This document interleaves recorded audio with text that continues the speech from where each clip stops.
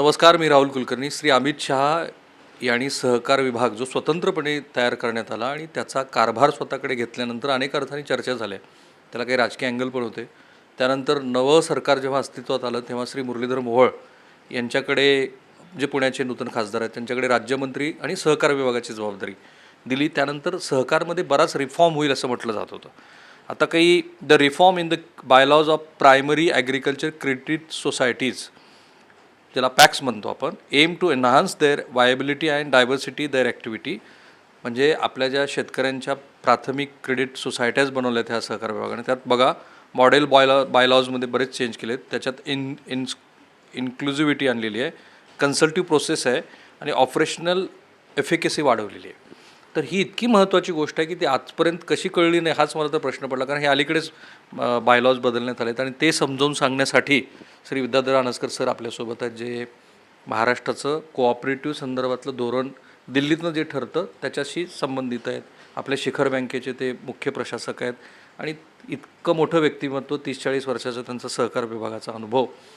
तर तुम्ही असं म्हणालात की हे अनेक अर्थाने जर शेतकरी क्रेडिट सोसायटीनी ठरवलं तर फार मोठा बदल घडून आणणार, फार मोठा बदल घडवून आणू शकतो. कारण कसं आहे, एक 3 टायर सिस्टीममध्ये ग्रामीण अर्थव्यवस्थेमध्ये सगळ्यात पहिल्यांदा विविध कार्यकारी संस्था, ज्याला आपण पॅक्स म्हणतो, आणि पॅक्सच्या माध्यमातून प्रत्येक गावामध्ये एक पॅक्स असते आणि हे पॅक्स ही त्यांच्या जी काही रिक्वायरमेंट आहे ती जिल्हा बँकेकडून रिक्वायरमेंट पूर्ण करून घेते आणि शेतकऱ्यांना कर्ज वाटप करते.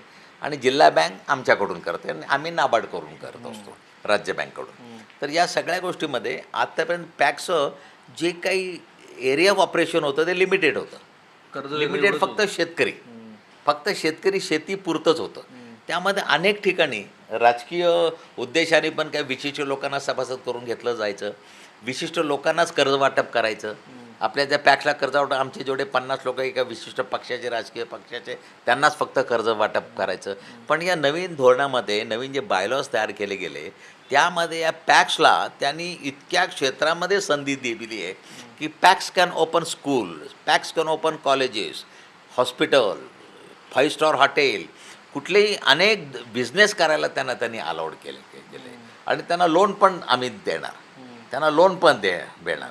त्यामुळे शेतकऱ्यांनी जर त्या पॅक्सच्या माध्यमातून ठरवलं आपल्याला अलाइड बिझनेस करायचे, अलाइड शेती बिझनेस, सामुदायिक शेती असेल किंवा गावात मेडिसिनचं दुकान असेल, तर एक गॅसची एजन्सी, पेट्रोल पंप, हे सगळं त्यांनी पॅक्सला अलाउड केलं. आता इवन पेट्रोल पंप, प्रत्येक साखर कारखान्याच्या बाहेर जर तिथं इथेनॉल बनतं आणि त्या इथेनॉलच्या तिथं जर बाहेर जाय पेट्रोल पंप एखाद्या पॅक्सने चालवला तर ते पॅक्स सक्षम होऊ शकते, पॅक्सचे सगळे सभासद सक्षम होऊ शकतात.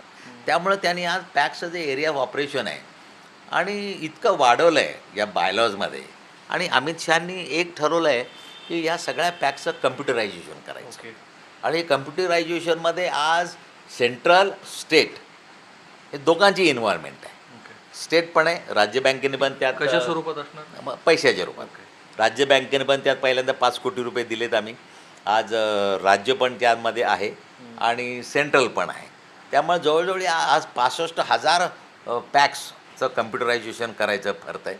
आज महाराष्ट्रात नाही म्हटलं तरी तुम्हाला 2,21,000 पॅक्स आहेत आज महाराष्ट्रामध्ये.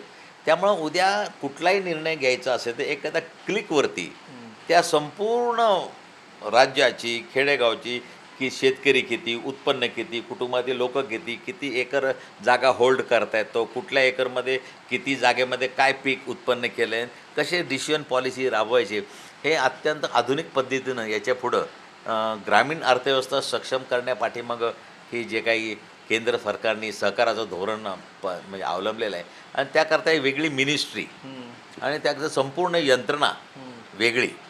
त्यामुळं हे ग्रामीण 3 टायर सिस्टीम पक्की करणं हे पहिलं मेन काम आज यांचं आहे. मला आठवतं विविध कार्यकारी सोसायट्या काही पूर्वी खत बियाणाची दुकानं चालवायची, राईट, त्याच्या पुढं ते गेलेले नव्हते. आता मी बघतोय की जवळपास 25 प्रकारची त्यांना व्यवसाय करण्याची संधी मिळेल. काही रेप्युटेशन होईल कारण तुम्ही ऑलरेडी काही गोष्टी सांगितल्यात.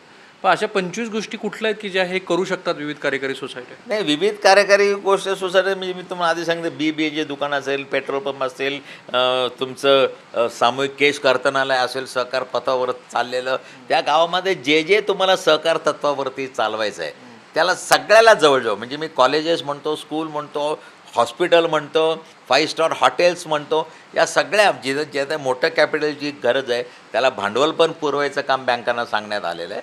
आणि त्यामुळं तुम्ही कुठली गोष्ट आज तुमची फेडरेशन जी करते, बियाण्यापासून की नाफेड विपेड या सगळ्या प्रकारे सहकारी तत्वावरती यांना एक बिझनेस व्यवसाय सुरू करायला अलाउड केलं आहे त्यांनी बायलॉजमध्ये. पण आता हे इम्प्लिमेंटेशन सुरू झालंय का? आणि सुरू झालं असेल तर महाराष्ट्राचं काही एखादं तरी मॉडेल उभं राहतंय का? नाही, आज त्यांनी सुरू केलेलं आहे महाराष्ट्रात. आता बघा, त्यांनी परवा बन्सल साहेब म्हणून केंद्राची लोकं आली होती आमच्याकडं आणि त्यांनी नाबार्डमध्ये मिटिंग घेतली. महाराष्ट्राचे संपूर्ण सहकार खात्याचे अधिकारी हजर होते. पहिल्यांदा त्यांनी भारतातली सगळ्यात मोठी जी गोदाम सिस्टीम आहे फूड ग्रेन स्टोरेज करायची, हो, ती त्यांनी सुरू केली. त्याच्यासाठी काही विशिष्ट नाशिकमधले काही पॅक्स त्यांनी लोकेट केलेले आहेत आणि त्या नाशिकमधल्या 5 पॅक्सना लोनिंग करायचा आदेश आम्हाला दिलेला आहे. आम्ही पण त्यामध्ये आहोत त्यामध्ये.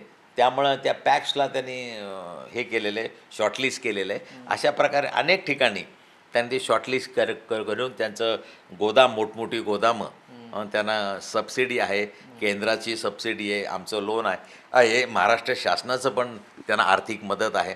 अशा प्रकारे त्यांनी महाराष्ट्रात सुरू केलेलं आहे. आता तुम्ही सहकार क्षेत्रात आहात, पण ह्या ज्या विविध कार्यकारी सोसायटी आहेत ह्या तर थेट कर्ज घ्यायचं असेल, लेंडिंग घ्यायचं असेल तर खाजगी बँकाकडनं पण घेऊ शकतात का? घेऊ शकतात, काही प्रॉब्लेम नाही. काही प्रॉब्लेम नाही. हा शेवट एक ओपन इकॉनॉमी आहे, आज मुक्त अर्थव्यवस्था आहे, जिथं मला इंटरेस्ट रेट आम्हाला जेवढा कमी असेल तिथे मी घेऊ शकतो.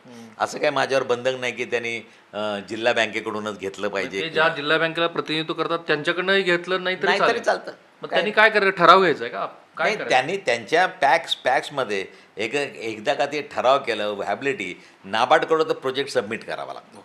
नाबार्डकडं नाबार्ड त्याची व्हॅबिलिटी बघते आणि नाबार्डच्या रूल्सनुसार नाबार्ड त्यांना प्रत्येकाला संधी देते. नाबार्डने एकदा व्हॅबिलिटी चेक केली की नाबार्डने ते ॲप्रूव्ह केला की तुम्हाला पुढचं सगळं मार्ग मोकळे, लायसन्सिंग वगैरे सगळं. ओके. काही जिल्हा बँकांची अवस्था फार वाईट आहे.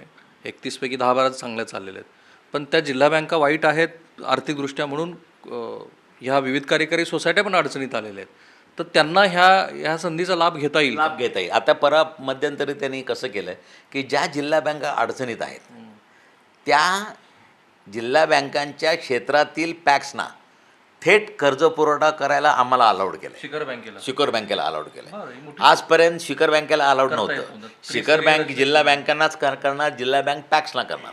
पण जिथं जिल्हा बँकाच अडचणीत आहे, वर्धा म्हणा, हे म्हणा, जिथं जिल्हा बँकाच अडचणीत आहे, नागपूर म्हणा, तिथल्या पॅक्सना आम्हाला थेट कर्जपुरवठा करायला नाबार्डनी परवानगी दिली पहिल्यांदा आणि अलाउड केलं आम्हाला. त्यामुळे आम्ही तिथं जातो, पोचतो.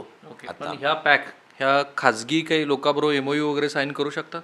अजून तरी कोणी केलं नाही, पण मला ते भीती वाटते तशी. मला तशी भीती वाटते की उद्या जर एखादं कॉलेज, 5 स्टार हॉटेल, हॉस्पिटल वगैरे, तर तेवढं तंत्रज्ञान, तेवढं भांडवल जर पॅक्स उभं करू शकलं नाही तर कुठं एक कॉर्पोरेट हाऊसेस बॅकडोरनी एंट्री घेऊन यामध्ये जर त्यांच्याशी सहकार्य करार करून जर काही स्थापन करू शकत असतील तर त्याला कायद्याने आत्ता तरी कुठं बंधन नाही आहे. खूपच मोठी गोष्ट तुम्ही सांगितली.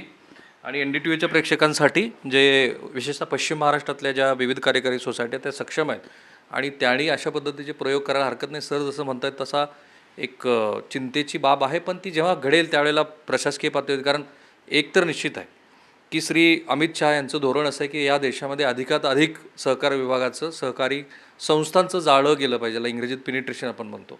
आणि त्यासाठीच मला असं वाटतं की महाराष्ट्रावरती त्यांचा फोकस आहे.